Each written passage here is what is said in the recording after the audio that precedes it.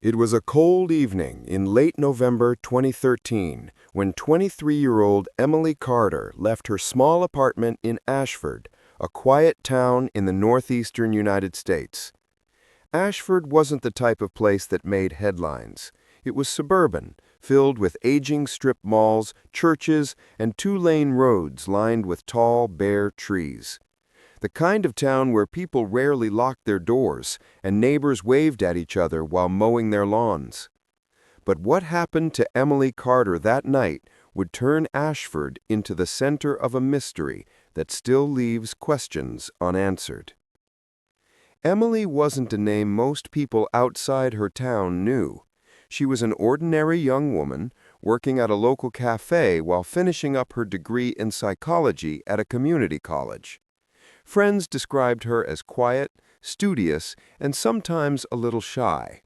But she was also known for her kindness. She volunteered at an animal shelter, helped tutor high school students, and often went out of her way to check in on people. On the night of November 29th, the night after Thanksgiving, Emily told her roommate she was going for a walk. She had been stressed. Finals were coming up, and she'd argued with her boyfriend, Tyler, earlier that day. A short walk around the neighborhood was nothing unusual for her. The roommate, Sarah, remembered Emily leaving around 8:45 p.m., dressed in a gray hoodie, jeans, and sneakers. She never came back. When Sarah woke up the next morning and realized Emily's bed hadn't been slept in, she immediately panicked. Emily was responsible to a fault. If she was going to stay out, she would text. If her phone died, she would borrow someone else's. Something felt wrong. By 9 a.m., Sarah had called Emily's parents. By 11 a.m., the Ashford Police Department had taken the missing person report. At first, officers suggested Emily may have run off voluntarily. She was an adult after all. Maybe she'd gone to clear her head after the argument with her boyfriend. But her family knew better. This wasn't like her. Her phone was later found in her apartment, on the charger. Her purse, her ID, even her car keys were all still there. Emily hadn't planned on going anywhere far. That night, search teams fanned out through Ashford. Volunteers combed wooded areas, drainage ditches, and the nearby riverbank. Police dogs tracked her scent for a mile down Ashford Road, but it abruptly stopped near an abandoned gas station that had been closed for years. No one knew if Emily had simply vanished into the woods or if someone had taken her. The first person police focused on was Tyler Hughes, Emily's boyfriend of almost 2 years. They had met at college, and by most accounts, their relationship had been good. But like many young couples, they had their share of arguments. Neighbors remembered hearing shouting from Emily's apartment that afternoon. Tyler admitted they had fought. He told investigators Emily was upset that he hadn't made plans for the holiday weekend. He said they argued, he left, and that was the last time he saw her. Detectives weren't convinced. Tyler's alibi was weak.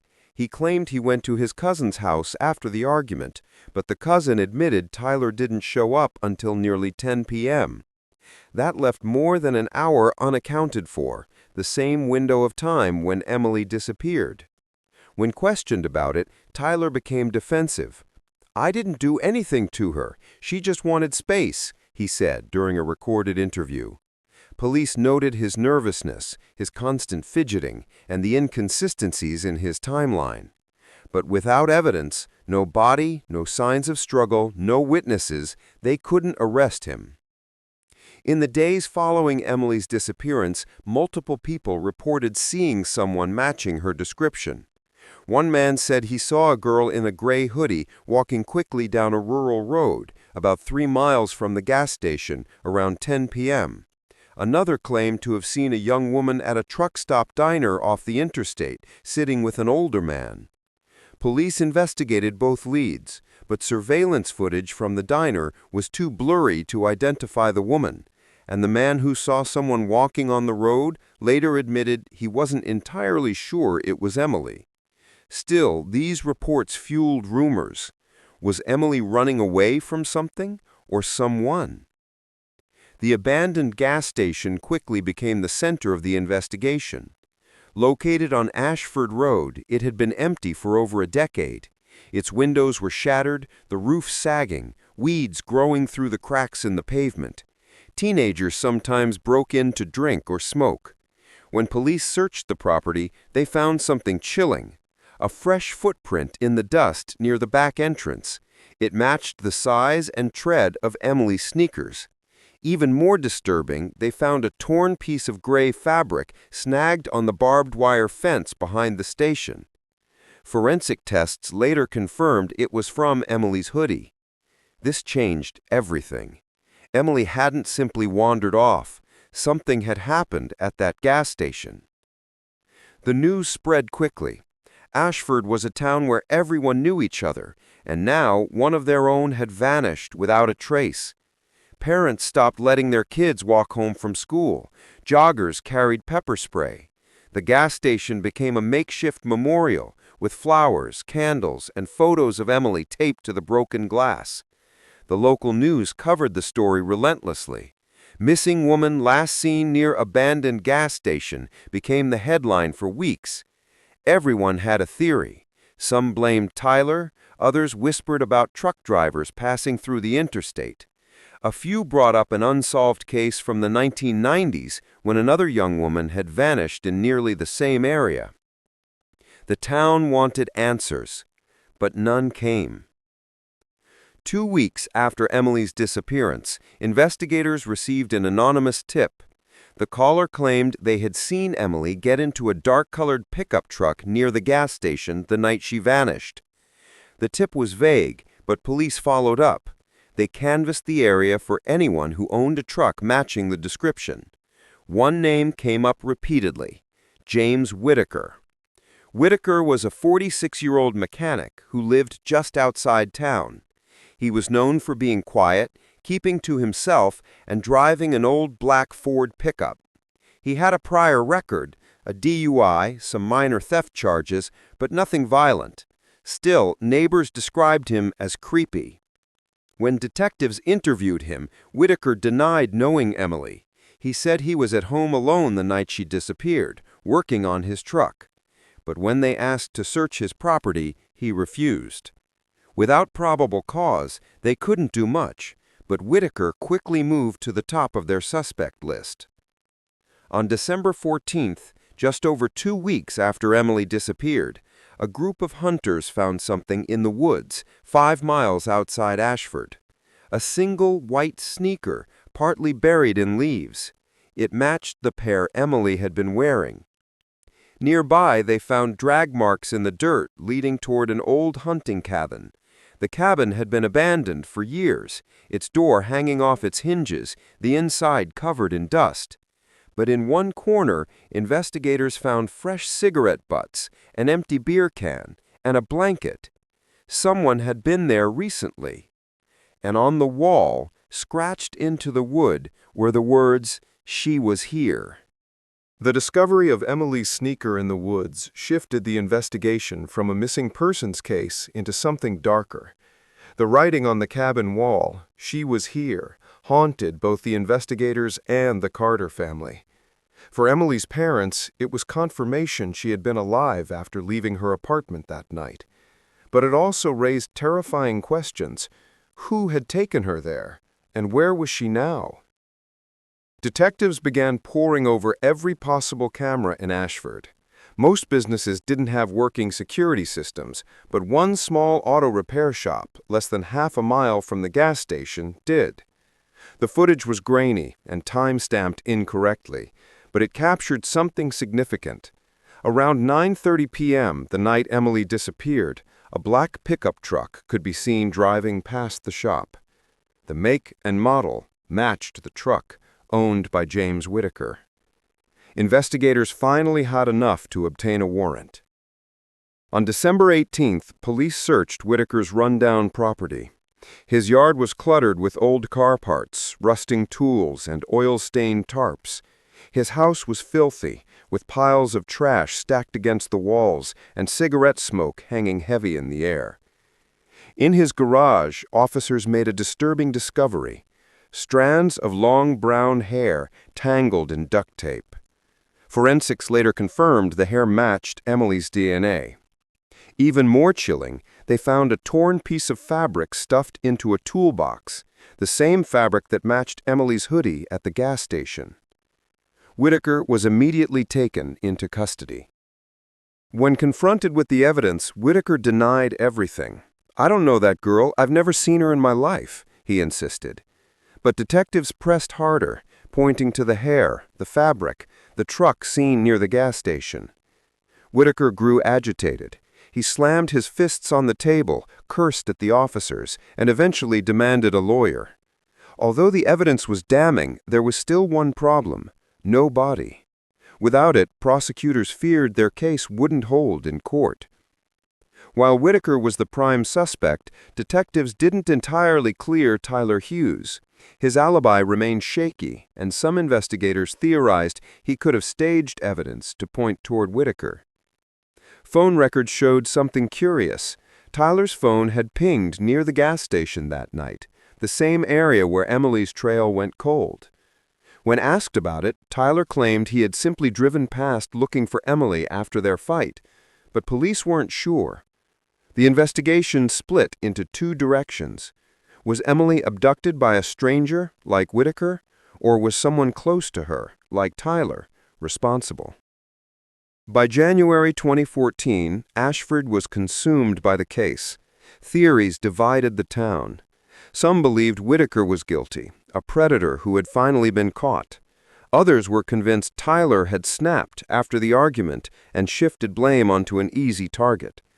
For Emily's parents, it was confirmation she had been alive after leaving her apartment that night. But it also raised terrifying questions. Who had taken her there? And where was she now? For Emily's parents, it was confirmation she had been alive after leaving her apartment that night. But it also raised terrifying questions. Who had taken her there? And where was she now? By January 2014, Ashford was consumed by the case. Theories divided the town. Some believed Whitaker was guilty, a predator who had finally been caught. Others were convinced Tyler had snapped after the argument and shifted blame onto an easy target. For Emily's parents, it was confirmation she had been alive after leaving her apartment that night. But it also raised terrifying questions. Who had taken her there? And where was she now? By January 2014, Ashford was consumed by the case. Theories divided the town. Some believed Whitaker was guilty, a predator who had finally been caught. Others were convinced Tyler had snapped after the argument and shifted blame onto an easy target. For Emily's parents, it was confirmation she had been alive after leaving her apartment that night. But it also raised terrifying questions. Who had taken her there? And where was she now? By January 2014, Ashford was consumed by the case. Theories divided the town. Some believed Whitaker was guilty, a predator who had finally been caught. Others were convinced Tyler had snapped after the argument and shifted blame onto an easy target. For Emily's parents, it was confirmation she had been alive after leaving her apartment that night. But it also raised terrifying questions. Who had taken her there? And where was she now? In late February, nearly 3 months after Emily disappeared, investigators received a call from a truck driver who had been passing through the area the night she vanished. He reported seeing a young woman matching Emily's description at a rest stop, and she wasn't alone. She was with a man in a black pickup truck. The man, the driver said, was James Whitaker. He remembered because Whitaker had asked him for a lighter. He recalled Emily looking pale, frightened, and silent. This testimony was the missing puzzle piece. Police now had a witness placing Emily with Whitaker after her disappearance. With renewed urgency, investigators re-examined the wooded areas around Whitaker's property. On March 2nd, a cadaver dog picked up a scent behind a cluster of pine trees less than half a mile from his house. There, buried in a shallow grave, they found human remains. Dental records confirmed what the Carter family had feared for months. It was Emily.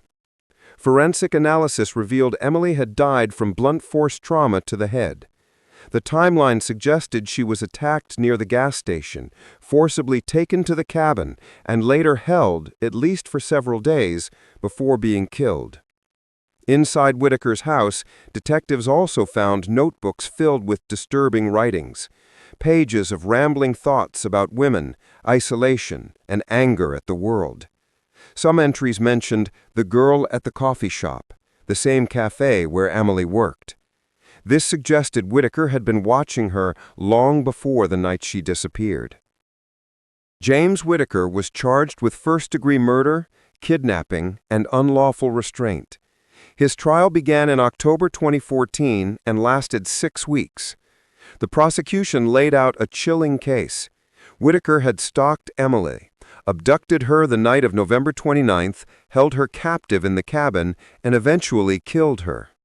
The DNA evidence, the fabric, the witness testimony from the truck driver, and the discovery of her body near his property all painted a damning picture.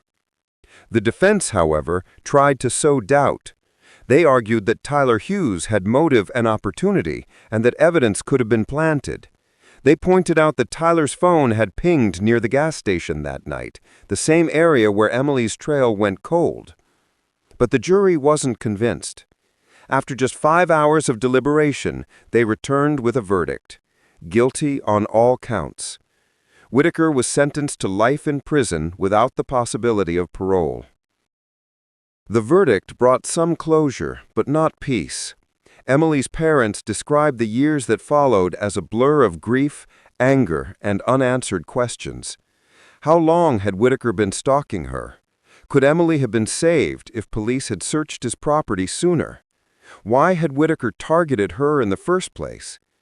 For Ashford, the case left scars. The abandoned gas station was finally demolished, its concrete slab left empty as a reminder of the night Emily disappeared. Each November, friends and family still gather at the spot where her memorial once stood, lighting candles in her memory. Emily Carter's case became one of the most haunting true crime stories in the region. It was covered in documentaries, podcasts, and books, often raising broader questions about how small-town police handle missing persons cases and how predators can lurk unnoticed in quiet communities. Her story is a reminder of how quickly life can change. A walk around the block, a routine evening, a town where nothing ever seemed to happen, until it did. Emily's life was stolen, but her memory endures as both a cautionary tale and a symbol of resilience for her family and community.